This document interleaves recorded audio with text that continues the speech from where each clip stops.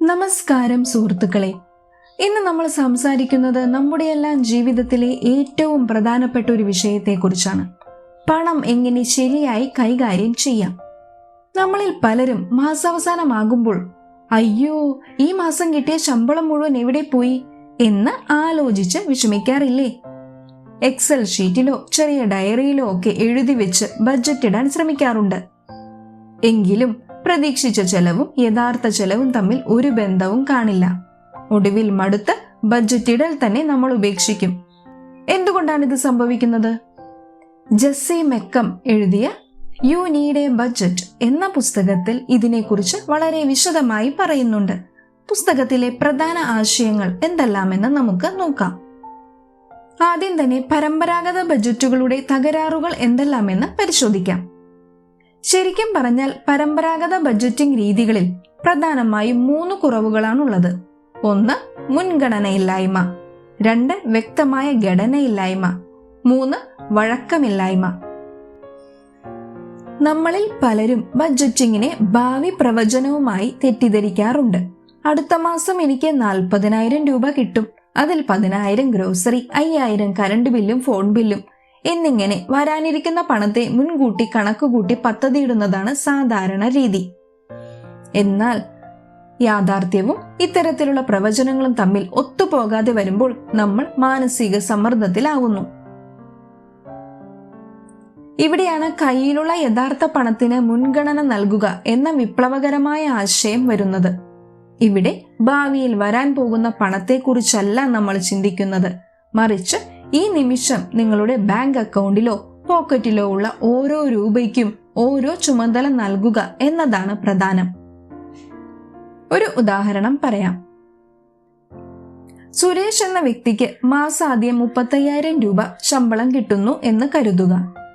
അടുത്ത മാസം വരാനിരിക്കുന്ന ബോണസിനെ കുറിച്ചോ അടുത്ത മാസത്തെ ശമ്പളത്തെ കുറിച്ചോ ഓർത്ത് ബഡ്ജറ്റ് ഇടുന്നതിന് പകരം കയ്യിലുള്ള ഈ 35,000 രൂപയ്ക്ക് അദ്ദേഹം വ്യക്തമായ ചുമതലകൾ നൽകുന്നു.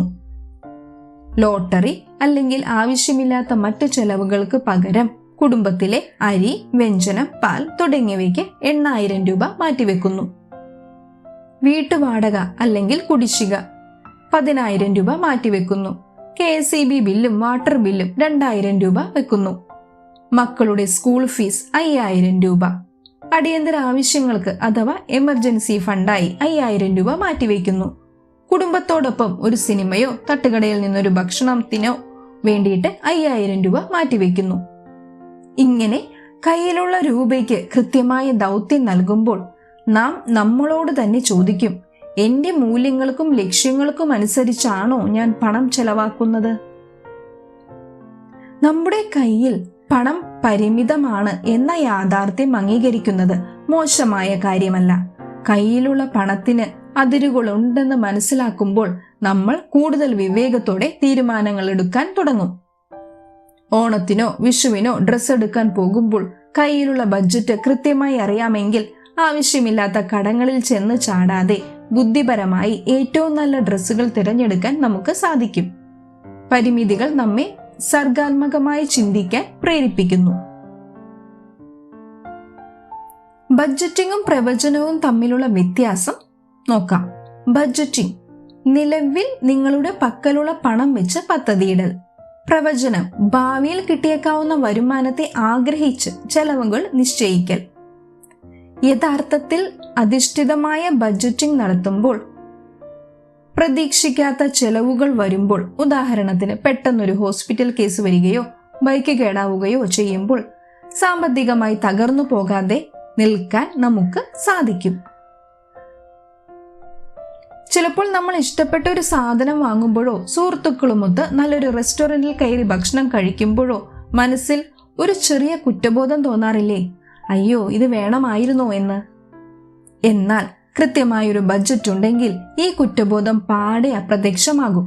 കാരണം നിത്യേനയുള്ള ചെലവുകൾക്കും സമ്പാദ്യത്തിനും മാറ്റിവെച്ചതിന് ശേഷമുള്ള തുകയിൽ നിന്നാണ് നിങ്ങൾ സ്വന്തം സന്തോഷത്തിനായി ചെലവഴിക്കുന്നത്. അപ്പോൾ അത് പൂർണ്ണ മനസ്സോടെ സന്തോഷത്തോടെ ചെലവഴിക്കാം. സാമ്പത്തിക സ്വാതന്ത്ര്യം എന്നത് പെട്ടെന്ന് ഒരു ദിവസം വന്നെത്തുന്ന ഒന്നല്ല. അത് ഇന്ന് നിങ്ങളുടെ കയ്യിലുള്ള പണത്തെ എത്രത്തോളം ബുദ്ധിപൂർവ്വം ഉപയോഗിക്കുന്നു എന്നതിനെ ആശ്രയിച്ചിരിക്കുന്നു. പ്രതീക്ഷകളിൽ ജീവിക്കാതെ യാഥാർത്ഥ്യത്തെ മനസ്സിലാക്കി സ്വന്തം ലക്ഷ്യങ്ങൾക്കനുസരിച്ച് പണം ചെലവഴിക്കാൻ ശീലിക്കൂ. അനാവശ്യമായ സാമ്പത്തിക സമ്മർദ്ദങ്ങളിൽ നിന്ന് മുക്തി നേടി സാമ്പത്തിക സ്വാതന്ത്ര്യത്തിലേക്ക് ഉയരൂ. ശമ്പളം കിട്ടി 5-ാം തീയതി ആകുമ്പോഴേക്കും അക്കൗണ്ട് ശൂന്യമാകുന്ന അവസ്ഥയാണോ നിങ്ങളുടേത്? പണം എങ്ങോട്ടാണ് പോകുന്നതെന്ന് ഒരു നിശ്ചയവുമില്ലേ? എങ്കിൽ സാമ്പത്തിക ഭദ്രതയ്ക്കുള്ള ഒന്നാമത്തെ നിയമം ഇതാണ്: നിങ്ങളുടെ ഓരോ രൂപയ്ക്കും ഒരു കൃത്യമായ ജോലി കൊടുക്കുക.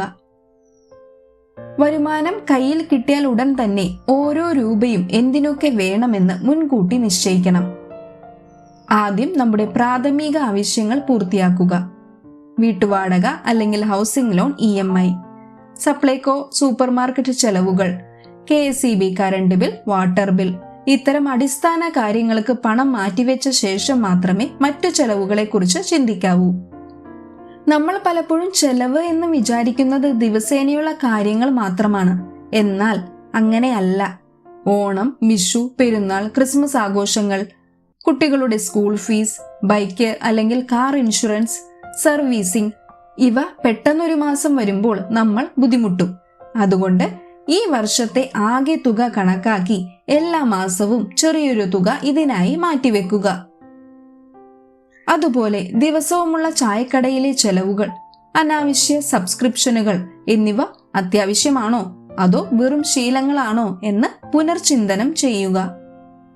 അത്യാവശ്യ കാര്യങ്ങൾ കഴിഞ്ഞാൽ അടുത്തത് നിങ്ങളുടെ വ്യക്തിപരമായ ലക്ഷ്യങ്ങളാണ്. വയനാട്ടിലോ മൂന്നാറിലോ ഒരു ട്രിപ്പ് പോവുക, പുതിയൊരു വാഹനം വാങ്ങുക, അല്ലെങ്കിൽ പേഴ്സണൽ ലോണുകളും ക്രെഡിറ്റ് കാർഡ് കുടിശ്ശികകളും വേഗത്തിൽ തീർക്കുക. നാട്ടുകാർ എന്തു പറയുമെന്ന് കരുതി ചെലവാക്കാതെ നിങ്ങളുടെ ജീവിത ലക്ഷ്യങ്ങൾക്ക് പ്രാധാന്യം നൽകി ബഡ്ജറ്റ് പ്ലാൻ ചെയ്യുക. അടുത്ത മാസം വരാൻ പോകുന്ന ശമ്പളം പ്രതീക്ഷിച്ച് ഇന്ന് തന്നെ ക്രെഡിറ്റ് കാർഡിൽ സാധനങ്ങൾ വാങ്ങരുത്. കയ്യിൽ നിലവിലുള്ള പണം കൊണ്ട് മാത്രം ക്രെഡിറ്റ് കാർഡ് ഉപയോഗിക്കുക. കൂടാതെ പ്രമോഷനോ പുതിയ ജോലിയോ കിട്ടി ശമ്പളം കൂടുമ്പോൾ നമ്മൾ അറിയാതെ ചെലവുകളും കൂട്ടാറുണ്ട്. ഉയർന്ന വരുമാനം വരുമ്പോഴും സാമ്പത്തിക ലക്ഷ്യങ്ങളിൽ ഉറച്ചു നിൽക്കുക. ചുരുക്കത്തിൽ വരാൻ പോകുന്ന ഓരോ പൈസയ്ക്കും കൃത്യമായ ലക്ഷ്യം നൽകിയാൽ സാമ്പത്തിക സ്വാതന്ത്ര്യം നേടാൻ നിങ്ങൾക്കാകും. മാസാദ്യം ശമ്പളം കിട്ടുമ്പോൾ നമ്മൾ വിചാരിക്കും, ഇത്തവണ എന്തായാലും കുറച്ചു പണം മിച്ചം പിടിക്കണം. റേഷൻ കടയിലെ ചിലവും കറണ്ട് ബില്ലും വാടകയും ഒക്കെ കൊടുത്തു കഴിഞ്ഞ് നമ്മൾ ബഡ്ജറ്റൊക്കെ പ്ലാൻ ചെയ്ത് വെക്കും. പക്ഷെ പെട്ടെന്നായിരിക്കും യാതൊരു പ്രതീക്ഷയുമില്ലാതെ വണ്ടിയുടെ ഇൻഷുറൻസ് അടയ്ക്കേണ്ട തീയതി വരുന്നത്. അല്ലെങ്കിൽ കുടുംബത്തിൽ ആർക്കെങ്കിലും പെട്ടെന്ന് ചെറിയൊരു അസുഖം വന്ന് ഹോസ്പിറ്റലിൽ കയറേണ്ടി വരുന്നത്. അതുമല്ലെങ്കിൽ അപ്രതീക്ഷിതമായി വല്ല കല്യാണമോ വീട് താമസമോ വന്ന് വലിയൊരു തുക ഗിഫ്റ്റ് കൊടുക്കേണ്ടി വരുന്നത്. അതോടെ നമ്മുടെ മാസ ബഡ്ജറ്റ് മൊത്തത്തിൽ തെറ്റും, അല്ലേ? ഇതിനെയാണ് നമ്മൾ പ്രതീക്ഷിക്കാത്ത ചിലവുകൾ എന്ന് വിളിക്കുന്നത്. എന്നാൽ സത്യത്തിൽ ഇവ അപ്രതീക്ഷിത ചെലവുകളാണോ? അല്ല. ഇവിടെ നമ്മൾ സംസാരിക്കുന്നത് നിങ്ങളുടെ സാമ്പത്തിക ജീവിതം പാടെ മാറ്റാൻ പോകുന്ന ട്രൂ എക്സ്പെൻസസ് അഥവാ യഥാർത്ഥ ചിലവുകൾ എന്ന ആശയത്തെക്കുറിച്ചാണ്. സാധാരണയായി നമ്മൾ എല്ലാ മാസവും വരാറുള്ള ചിലവുകൾ മാത്രം ഓർത്തു വയ്ക്കും. എന്നാൽ യഥാർത്ഥത്തിൽ നമ്മുടെ ചിലവുകൾ 2 തരത്തിലുണ്ട്. ഒന്ന്, കൃത്യമായ സമയത്തും തുകയിലും വരുന്ന ചിലവുകൾ. ഉദാഹരണത്തിന് വർഷത്തിലൊരിക്കൽ അടയ്ക്കേണ്ട കാറിന്റെയോ ബൈക്കിന്റെയോ ഇൻഷുറൻസ്, കുട്ടികളുടെ സ്കൂൾ ഫീസ്, ഓണത്തിനും വിഷുവിനും വരുന്ന കുടുംബ ചെലവുകൾ. ഇവ എന്ന് വരുമെന്നും ഏകദേശം എത്ര തുകയാകുമെന്നും നമുക്ക് മുൻകൂട്ടി അറിയാം. രണ്ടാമത്തേത്, തുക കൃത്യമായി അറിയില്ലെങ്കിലും എപ്പോഴെങ്കിലും ഉറപ്പായും വരുന്ന ചിലവുകൾ. ഉദാഹരണത്തിന് വണ്ടിയുടെ പെട്ടെന്നുള്ള റിപ്പയറിംഗ്, ആശുപത്രി ചിലവുകൾ, അല്ലെങ്കിൽ പെട്ടെന്ന് വീടിന്റെ പെയിന്റിംഗ് ഒക്കെ നടത്തേണ്ടി വരുന്നത്. ഈ 2 തരം ചിലവുകളെയും മാസം മാസമുള്ള ബഡ്ജറ്റിന്റെ ഭാഗമാക്കുന്നതിനെയാണ് എംബ്രേസ് യുവർ ട്രൂ എക്സ്പെൻസസ് എന്ന് പറയുന്നത്. മനസ്സിലായില്ല അല്ലേ? ഇത് മനസ്സിലാക്കാനായി ഞാനൊരു ഉദാഹരണം പറയാം. നമ്മുടെ സുരേഷ് ഏട്ടന്റെ കാര്യം തന്നെ എടുക്കാം. സുരേഷ് ഏട്ടന് വർഷത്തിൽ ഒപ്പിച്ചു തീർക്കേണ്ട 2 വലിയ കാര്യങ്ങളുണ്ട്. ഒന്ന്, ഓണത്തിന് കുടുംബത്തിന് കോടിയെടുക്കലും സദ്യയും, ഏകദേശം 12,000 രൂപ. മറ്റൊന്ന് ഓഗസ്റ്റ് മാസത്തിൽ അടയ്ക്കേണ്ട ബൈക്ക് ഇൻഷുറൻസും സർവീസിങ്ങും, ഏകദേശം 12,000 രൂപ. മൊത്തം 24,000 രൂപ. ഓഗസ്റ്റ് മാസം എത്തുമ്പോൾ സുരേഷ് ഏട്ടൻ പെട്ടെന്ന് ടെൻഷനിലാകും. അയ്യോ, ഈ മാസം 24,000 രൂപ കയ്യിൽ നിന്ന് പോയല്ലോ, ഇത്തവണത്തെ കടം എങ്ങനെ വീട്ടും എന്നോർത്ത് തലപുകയ്ക്കും. എന്നാൽ സുരേഷ് ഏട്ടൻ ചെയ്യേണ്ടിയിരുന്നത് എന്താണ്? ഈ 24,000 രൂപ എന്നത് ഒരു പെട്ടെന്നുള്ള ചിലവല്ല. അതാണ് അദ്ദേഹത്തിന്റെ ട്രൂ എക്സ്പെൻസ്. ഈ 24,000 രൂപയെ 12 മാസം കൊണ്ട് ഹരിച്ചാൽ ഒരു മാസത്തേക്ക് വരുന്നത് വെറും 2,000 രൂപ മാത്രമാണ്. ജനുവരി മുതൽ എല്ലാ മാസവും ശമ്പളം കിട്ടുമ്പോൾ 2,000 രൂപ വീതം ഒരു വശത്തേക്ക് മാറ്റിവെച്ചിരുന്നെങ്കിലോ, ഓഗസ്റ്റ് മാസം എത്തുമ്പോൾ സുരേഷ് ഏട്ടന്റെ കയ്യിൽ ടെൻഷൻ ഇല്ലാതെ ചിലവാക്കാൻ കൃത്യം 24,000 രൂപ ഉണ്ടാകും. അതാണ് ബഡ്ജറ്റിംഗിന്റെ മാജിക്. ഇനി നിങ്ങൾ ചോദിച്ചേക്കാം, അളവറിയാത്ത അസുഖങ്ങളും വണ്ടിയുടെ പണികളും ഒക്കെ എങ്ങനെ മാസം തോറും മാറ്റിവെക്കുമെന്ന്. അതിനും ഒരു വഴിയുണ്ട്. കഴിഞ്ഞ ഒരു വർഷത്തെ നിങ്ങളുടെ ബാങ്ക് പാസ്ബുക്ക് അല്ലെങ്കിൽ ഗൂഗിൾ പേ ഹിസ്റ്ററി ഒന്ന് എടുത്തു നോക്കുക. എത്ര തുക അപ്രതീക്ഷിത ആശുപത്രി ചെലവുകൾക്കോ വണ്ടിപ്പണിക്കോ ഒക്കെയായി പോയിട്ടുണ്ട് എന്ന് നോക്കുക. ഏകദേശം ഒരു 15,000 രൂപ പോയിട്ടുണ്ടെങ്കിൽ വരുന്ന വർഷത്തേക്ക് പ്രതിമാസം 1,000 അല്ലെങ്കിൽ 1,250 രൂപ വീതം ഒരു എമർജൻസി ഫണ്ട് എന്ന രീതിയിൽ മാറ്റിവെക്കാൻ തുടങ്ങുക. ഇങ്ങനെ ചെയ്യുമ്പോൾ 2 വലിയ ഗുണങ്ങളാണ് നിങ്ങൾക്കുണ്ടാകുന്നത്. ഒന്ന്, സാമ്പത്തികമായ കടക്കണിയിൽ നിന്ന് രക്ഷപ്പെടാം. പെട്ടെന്ന് പണം വേണ്ടി വരുമ്പോൾ ക്രെഡിറ്റ് കാർഡോ വ്യക്തിഗത വായ്പയോ എടുക്കേണ്ടി വരില്ല. 2, മനസ്സമാധാനം. ആഘോഷങ്ങളും വിശേഷ ദിവസങ്ങളും കടമെടുപ്പില്ലാതെ സന്തോഷത്തോടെ ആഘോഷിക്കാൻ സാധിക്കും. അപ്പോൾ സുഹൃത്തുക്കളെ, വലിയ ചിലവുകളെ ചെറിയ മാസമാസ ലക്ഷ്യങ്ങളാക്കി മാറ്റുക എന്നതാണ് സാമ്പത്തിക ഭദ്രതയിലേക്കുള്ള ഏറ്റവും വലിയ വഴി. നിങ്ങളുടെ ജീവിതത്തിലെ ട്രൂ എക്സ്പെൻസസ് ഏതൊക്കെയാണ് എന്ന് ഇന്ന് തന്നെ ഒരു പേപ്പറിൽ കുറിച്ചു വെക്കൂ. ചെറിയ തുകകൾ മാറ്റിവെക്കാൻ തുടങ്ങൂ. മാസത്തിന്റെ തുടക്കത്തിൽ കൃത്യമായി എഴുതിയുണ്ടാക്കിയ ബഡ്ജറ്റ് 10-ാം തീയതി ആകുമ്പോഴേക്കും പാളിപ്പോയിട്ടുണ്ടോ? എങ്കിൽ ഓർക്കുക, നിങ്ങൾ ഒറ്റയ്ക്കല്ല. നമ്മൾ എത്ര പ്ലാൻ ചെയ്താലും അപ്രതീക്ഷിത ചിലവുകൾ വന്ന് ബഡ്ജറ്റിന്റെ താളം തെറ്റിക്കുന്നത് സ്വാഭാവികമാണ്. എന്നാൽ ബഡ്ജറ്റ് തെറ്റുമ്പോൾ അത് ഉപേക്ഷിക്കുകയല്ല, മറിച്ച് മാറ്റങ്ങൾക്കനുസരിച്ച് അതിനെ വളച്ചു കൊടുക്കുകയാണ് വേണ്ടത്. സാമ്പത്തിക ഭദ്രത ഉറപ്പാക്കാൻ നമ്മൾ അറിഞ്ഞിരിക്കേണ്ട ഫ്ലെക്സിബിൾ ബഡ്ജറ്റിംഗ് രീതികളെക്കുറിച്ച് നമുക്ക് നോക്കാം. നമ്മൾ വിചാരിക്കുന്നത് പോലെയാവില്ല പലപ്പോഴും ജീവിതം മുന്നോട്ടു പോകുന്നത്. പെട്ടെന്ന് വരുന്ന വണ്ടിയുടെ അറ്റകുറ്റപ്പണികൾ, പെട്ടെന്നുള്ള യാത്രകൾ എന്നിവയൊക്കെ നമ്മുടെ പ്ലാനിങ്ങിനെ മാറ്റാം. ബഡ്ജറ്റ് മാറ്റാൻ കഴിയാത്ത വിധം കർശനമാക്കിയാൽ അത് മാനസിക സമ്മർദ്ദവും മടുപ്പും മാത്രമേ തരൂ. അതിനാൽ മാറുന്ന സാഹചര്യങ്ങൾക്കനുസരിച്ച് മാറ്റാൻ കഴിയുന്ന ഒന്നായിരിക്കണം നമ്മുടെ ബഡ്ജറ്റ്. മാസാവസാനം കണക്കുകളിൽ മാറ്റം വരുത്തേണ്ടി വരുന്നത് സാമ്പത്തിക പരാജയമല്ല. ഒരു ക്രിക്കറ്റ് മത്സരത്തിൽ പിച്ചിന്റെ അവസ്ഥയ്ക്കനുസരിച്ച് ടീം തന്ത്രങ്ങൾ മാറ്റുന്നത് പോലെയാണ് ഇതും. സാഹചര്യങ്ങൾ മാറി മറിയുമ്പോൾ ബഡ്ജറ്റിലെ മുൻഗണനകൾ മാറ്റുന്നത് ബുദ്ധിപരമായ നീക്കമാണ്. ഓരോ ചെറിയ ചിലവുകളിലും അമിതമായി വേവലാതിപ്പെടേണ്ടതില്ല. പകരം ആകെ വരുമാനവും ആകെ ചിലവും തമ്മിലുള്ള സന്തുലിതാവസ്ഥ നിലനിർത്തുക. സ്വന്തം ചിലവഴിക്കൽ രീതികളെക്കുറിച്ച് നിങ്ങളോട് തന്നെ സത്യസന്ധത പുലർത്തുക. തുടർച്ചയായി ബഡ്ജറ്റ് തെറ്റുന്നുണ്ടെങ്കിൽ നിങ്ങൾ ആദ്യമിട്ട കണക്കുകൾ അപ്രായോഗികമായിരുന്നു എന്നാണ് അതിനർത്ഥം. ഒരു ഉദാഹരണം പറയാം. സ്വകാര്യ സ്ഥാപനത്തിൽ ജോലി ചെയ്തിരുന്ന ഷാജിക്ക് പെട്ടെന്ന് ജോലിയിൽ പ്രതിസന്ധി വന്നപ്പോൾ പാനിക് ആവാതെ തന്റെ മാസ ബഡ്ജറ്റ് വീണ്ടും പരിശോധിച്ചു. ഹോട്ടൽ ഭക്ഷണവും അനാവശ്യ യാത്രകളും താൽക്കാലികമായി വെട്ടിക്കുറച്ച് അത്യാവശ്യ ചിലവുകൾക്ക് മാത്രം മുൻഗണന നൽകി. ഇതുവഴി കയ്യിലുള്ള അടിയന്തര സമ്പാദ്യം ഉപയോഗിക്കാതെ തന്നെ ആ ഘട്ടം കടന്നുപോകാൻ അദ്ദേഹത്തിന് കഴിഞ്ഞു.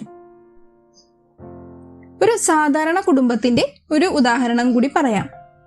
കുടുംബത്തിലെ ഒരാൾക്ക് പെട്ടെന്ന് സുഖമില്ലാതാവുകയും വലിയൊരു തുക ആശുപത്രിയിൽ ചിലവാകുകയും ചെയ്തപ്പോൾ ആ കുടുംബം ചെയ്തത് അന്നുവരെ പ്ലാൻ ചെയ്തിരുന്ന വീട് പുതുക്കി പണിയൽ നീട്ടിവെക്കുകയാണ്. വരും മാസങ്ങളിലെ ആഘോഷ ചിലവുകൾ ചുരുക്കി അവർ ആ തുക ആശുപത്രി ചിലവുകളിലേക്ക് വകമാറ്റി. ജീവിതത്തിലെ അപ്രതീക്ഷിത തടസ്സങ്ങളെ അതിജീവിച്ച് മുന്നോട്ടു പോവുക എന്നതാണ് ഈ സാമ്പത്തിക സൂത്രവാക്യം നമ്മെ പഠിപ്പിക്കുന്നത്. നിങ്ങളുടെ പ്രധാന സാമ്പത്തിക ലക്ഷ്യങ്ങളിൽ നിന്ന് ശ്രദ്ധ തിരിയാതെ അതാത് സമയത്തെ ആവശ്യങ്ങൾക്കനുസരിച്ച് ബഡ്ജറ്റ് തിരുത്തി എഴുതുക. നമ്മളിൽ പലരുടെയും പ്രശ്നം ഈ മാസം കിട്ടുന്ന കാശുകൊണ്ട് ഈ മാസത്തെ ചിലവ് നടത്തുന്നു എന്നതാണ്. അതായത് ശമ്പളം വന്ന അന്ന് തന്നെ നമ്മൾ അത് ചെലവാക്കി തുടങ്ങും. ഇവിടെയാണ് നമ്മൾ ഏജ് യുവർ മണി അഥവാ പണത്തിന് വയസ്സ് കൂട്ടുക എന്ന രീതി പഠിക്കേണ്ടത്. അതായത് ഇന്ന് നിങ്ങൾ അധ്വാനിച്ചുണ്ടാക്കുന്ന പണം ഇന്നോ നാളെയോ ചെലവാക്കാതെ കുറഞ്ഞത് 30 ദിവസത്തിന് ശേഷം മാത്രം ചെലവാക്കാൻ ശീലിക്കുക. ഇത് മനസ്സിലാക്കാനായി ഒരു ഉദാഹരണം കൂടി ഞാൻ പറയാം. നമ്മൾ വീട്ടിൽ അരി വാങ്ങി പാത്രത്തിൽ സൂക്ഷിക്കാറില്ലേ? പുതിയ അരി കൊണ്ടുവരുമ്പോൾ പഴയ അരിയുടെ മുകളിലേക്കിടാതെ പഴയ അരി ആദ്യം ഉപയോഗിച്ചു തീർത്ത ശേഷമല്ലേ പുതിയത് എടുക്കാറുള്ളൂ? അതുപോലെ തന്നെ ആയിരിക്കണം നമ്മുടെ പണവും. കഴിഞ്ഞ മാസം സമ്പാദിച്ച കാശുകൊണ്ട് ഈ മാസത്തെ ചിലവുകൾ നടത്തുക. ഈ മാസം കിട്ടുന്ന ശമ്പളം അടുത്ത മാസത്തേക്ക് മാറ്റിവെക്കുക. ഇങ്ങനെ ചെയ്യുമ്പോൾ പണത്തിന് 30 ദിവസത്തെ പഴക്കം അല്ലെങ്കിൽ ഒരു ബഫർ ലഭിക്കുന്നു. ഇത് ഒറ്റ ദിവസം കൊണ്ട് നടക്കില്ല, പക്ഷെ ഈ 3 ഘട്ടങ്ങളിലൂടെ സാധിച്ചെടുക്കാം. ഒന്നാമത്, ചെറിയ ഒരു തുകയിൽ തുടങ്ങുക. അടുത്ത മാസത്തെ ഏതെങ്കിലും ഒരു ബില്ലിനുള്ള തുക, ഉദാഹരണത്തിന് 2000 രൂപ ഈ മാസം തന്നെ മാറ്റിവെക്കുക. രണ്ടാമത്, വരുമാന ബോണസുകൾ ഉപയോഗിക്കുക. ചിട്ടി വിളിച്ചു കിട്ടുന്ന തുക, ഫെസ്റ്റിവൽ ബോണസ് അല്ലെങ്കിൽ ഓവർ ടൈം ചെയ്ത് കിട്ടുന്ന അധിക വരുമാനം എന്നിവ ചെലവാക്കാതെ ഈ ഒരു മന്ത് ഫണ്ട് ഉണ്ടാക്കാൻ ഉപയോഗിക്കുക. മൂന്നാമത്, മാസ ചെലവുകൾ ട്രാക്ക് ചെയ്യുക. നമ്മൾ അറിയാതെ പോകുന്ന ചെറിയ ചെലവുകൾ കണ്ടെത്തി ഒഴിവാക്കുക. ഇത് വഴി പെട്ടെന്ന് തന്നെ ഒരു മാസത്തെ റിസർവ് ഫണ്ട് ഉണ്ടാക്കാം. കയ്യിൽ എപ്പോഴും ഒരു മാസത്തെ ചെലവിനുള്ള പണം മുൻകൂട്ടി ഉള്ളപ്പോൾ പെട്ടെന്നൊരു അടിയന്തര ചെലവ് വന്നാലും കടം വാങ്ങേണ്ടി വരില്ല. മനസമാധാനത്തോടെ ജീവിക്കാൻ സാധിക്കും.